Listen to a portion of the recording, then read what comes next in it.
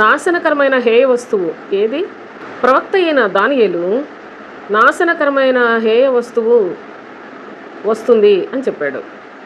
ప్రభైన యేసుక్రీస్తు శరీరధారిగా లోకంలో ఉన్నప్పుడు కూడా ఆయన చాలా తేటగా ప్రవక్త అయిన దానియేలు చెప్పినట్లు నాశనకరమైన హేయ వస్తువు దేవుని యొక్క ఆలయంలోనికి వస్తుంది అని చెప్పాడు. కాబట్టి అసలు ఈ నాశనకరమైన హేయ వస్తువు ఎందుకు వచ్చిందో మనకు తెలియాలి.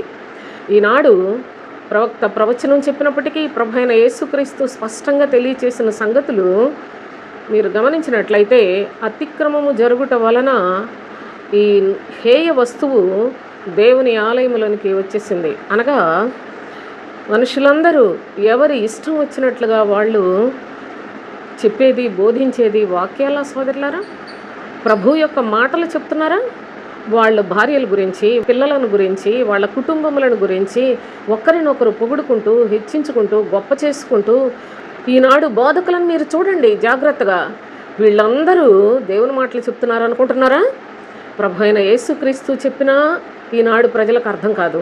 ప్రవక్తల ప్రవచనాలు చెప్పినా అర్థం కాని పరిస్థితుల్లో సమాజం అంతా, అనగా దేవుని ప్రజలు ఎందుకు ఈ విధముగా కేరింతలు కొట్టుకొని ఆ రకరకాల బోధలకు, వారి మాటలకు ఆకర్షితులవుతున్నారంటే ఇది అతిక్రమముతో నింపబడిన సంఘములు.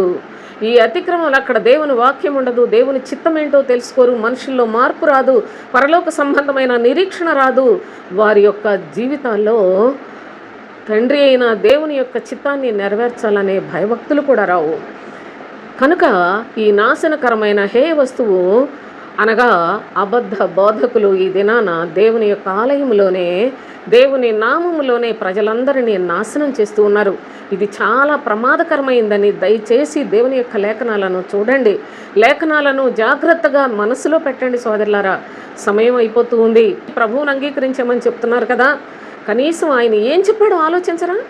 ఈ నాశనకరమైన హేయ వస్తువు పరిశుద్ధ స్థలములో నిలుచుండుట చూడగానే చదువువాడు గ్రహించుగాక పారిపోండి అక్కడి నుంచి అని చెప్తే, దేవుని యొక్క సన్నిధి అని చెప్పి ఎంత మోసం! అసలు ఈనాడు క్రైస్తవ్యంలో ఎంత భయంకరమైన పరిస్థితులు, మరి మనుషులందరికీ హాని కలుగు చేసే పరిస్థితులు నిండిపోయి ఉన్నాయో చూస్తే ప్రభు రాకడ చాలా సమీపంగా ఉందని కూడా అర్థమవుతుంది.